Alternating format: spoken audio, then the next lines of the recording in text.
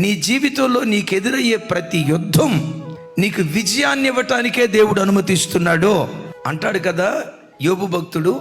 నరుల కాలము భూమి మీద యుద్ధకాలం అంటే కాలం కాదా అంటాడు. దావీదుని హీరో చేసింది అతని మీదకి వచ్చిన పెద్ద శత్రువే.